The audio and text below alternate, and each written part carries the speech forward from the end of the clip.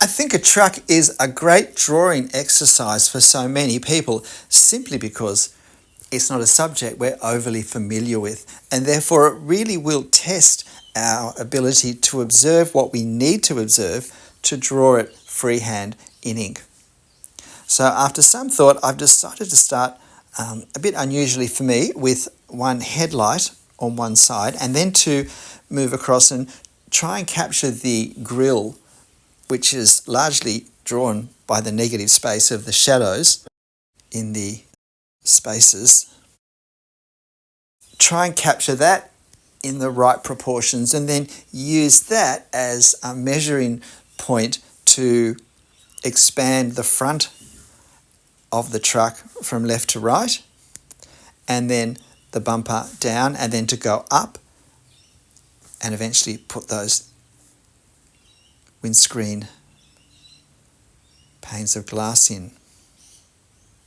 But at this stage, I'm really trying to work out what's happening and not wanting to go too wide, which is always the problem with drawing this way. Well, for me, I'm likely to go too wide than too narrow.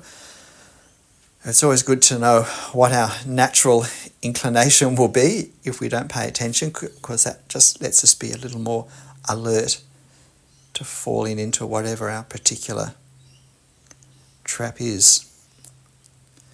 And now just working on this bumper a little bit, not so much because it was overly important to get it drawn at this point, but it really locks in place the lower width, and that helps us then judge our proportions for the rest of it. So getting the rest of this grate done. Now, normally I have an emphasis on observing the form, observing the three-dimensionality of an object. In this case, the wonderful roundedness of all the corners and so many of the parts of the car, of the truck. However, drawing from this angle, a lot of the curves we actually don't see as an edge, so to speak, but it's just surface rounding away from us. And that can make it very challenging to draw, because our eye, in a sense, sees the distance, even though it's foreshortened, it sees the distance going back, and often wants to try and somehow allow for that distance in the placement of other lines around it. So it's very important with a severely foreshortened subject such as this, that we pay attention not so much to the form, but to the shape, to the two-dimensional shape that we see outlined by whatever features are around it. And so I'm looking at that headlight on the right. I'm looking at how far it is from the radiator. I'm looking to see how far away from that the top of the gap for the wheel arch is.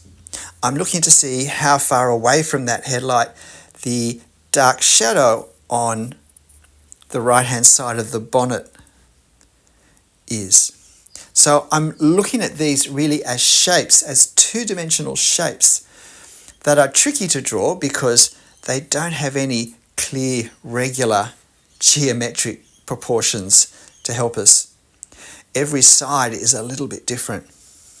So therefore, this is a fantastic subject to practice our observation and getting the observation accurate enough to capture proportions, because the foreshortening of these rounded surfaces makes it a challenging subject to try and draw with an overly focus on 3 dimensions, and makes it much better to practice seeing the shape, the two-dimensional shape, one that we could cut out on another piece of paper and place over the top, and to capture that shape and the various shapes that it creates around it as well.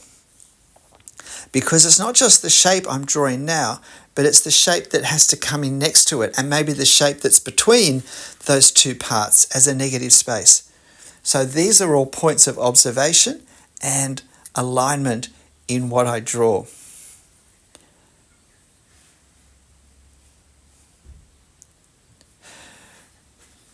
we saw this wonderful old truck as we were driving to Port Arthur in Tasmania for the day. And so on the way back, we made sure that we worked out a safe place to stop and I could take this photo. I thought that's going to make a great drawing subject. So now I've got to the side part, the curvature of the back of the fender, and now we have a severely foreshortened cabin. And again, this is because we know in our mind that this goes back some distance. It's going to make it really easy to allow too much width or too much length by putting the right-hand line too wide away from the front window. So I need to look at the shape of this side window, particularly the width of the shape, and just think of it as a flat shape and try and draw that flat shape. And that will then give me the right foreshortening. As you can see, I didn't do too well with the center of the two panes of glass. And I don't want to get overly preoccupied with hatching, because in some ways I was hoping to keep the lines of the truck fairly clean, but the shadow does give us some sense of the curvature of the truck, and therefore it's also a helpful addition in degrees, to some degree. So that little shape inside the wheel hub that I just coloured in black, comparing that as a shape with the shape in the reference, it should be a bit of a lumpy crescent in just the same way that the reference has a bit of a lumpy crescent there. The worst thing we can do is to be thinking, oh, this is a semicircle, because if we're thinking that, if we're remembering how this wheel arch looks side on, which is hard not to do, we're going to want to make it rounder than it actually is in our reference. And in our reference as well, these front wheels are turned slightly. So again, that's an extra thing to observe and a good reason not to start drawing too quickly. It's easy to see this and presume that the wheels are straight on, and if we have a little bit of experience of drawing wheels at roughly this angle before, it's easy to start then drawing as if the wheels were locked straight ahead and not to capture that slight turn, which I think just adds that little bit of interest to what's happening. And then we've got still to go on the truck, the back. I'm not real sure at this point how exactly I'm going to finish the underside of the car and the shadows, and how dark and how much shadow to put on the grass. So I do end up playing around with that and come back to it a few times.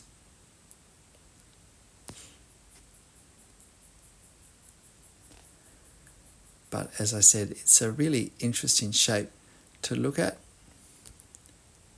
And by this stage, we can get a sense of how have our proportions gone. Are they approximately correct? Are there any areas where there perhaps are significant problems? And the most important question, of course, is if I were drawing this again as soon as I finish this, what would I do differently? Because that just helps cement in our head, in our thinking, a better way. And depending what it is, it may actually be something that we can use in our next drawing. So there's a few bits parallel to the back of the cabin that protrude a bit past the actual cabin. But then whatever the actual truck was is gone. It's just the flatbed on top of the chassis now. From memory, I think there were a few boxes and things on the back, but we can't see those from this angle. And this is also with this back of the tray, with this side of the tray on the back there. Knowing that that goes quite some distance in life, it's still important that we carefully observe the reference and we look to see if I draw a straight line from the corner back towards the cabin, how long is it in the reference and how long is it in my drawing, and have I matched it up? Now, if we're not drawing the same size as our reference photo, then we're going to be looking at the proportions. Do the proportions look the same in my drawing as in my reference?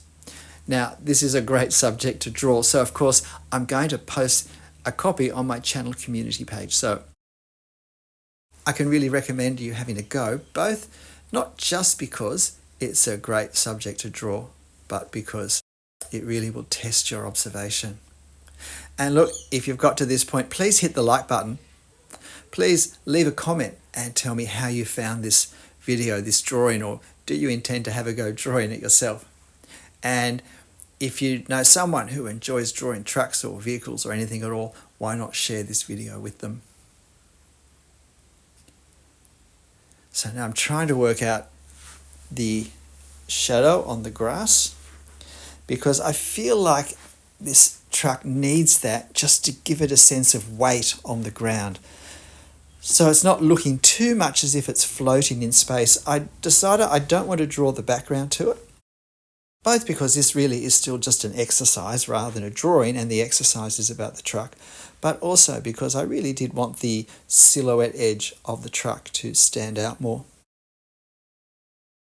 Just a little bit of grass to add some visual variation to the front lower section of our drawing. And then it's a case of how much hatching do I want to do, how dark do I want to make it.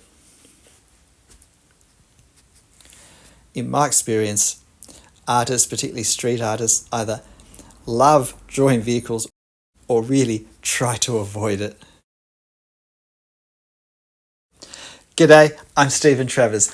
I hope you found this interesting. It was an interesting variation of my normal drawing subjects to do, and as such, always enjoyable, even if it's a bit of a challenge, as vehicles always are for me. But if this isn't one of your usual subjects, then I particularly hope you give it a go drawing, because it will push us out of our routines and habits and really make us challenge our techniques and creative thought processes along the way.